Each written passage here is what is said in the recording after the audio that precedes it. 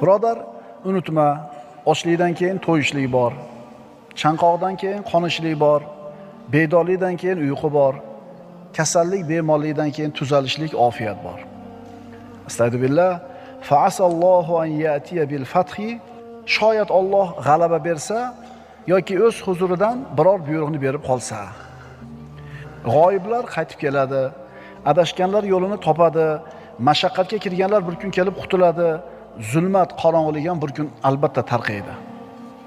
G'amga botib qolgan kishi yaqinda yorug'lik tezligida keladigan farajni kutsin. Birodarlar, tun o'zini eng qorong'u lahzasiga yetdimi? Bas, undan keyingi lahza yorug'likka, tongga qarab yurishlik bo'ladi. Tunning eng qorong'u qismi soat necha bo'ladi? 3 deylik. 3 bo'ldimi? Cho'qqisiga chiqdimi qorong'ulik?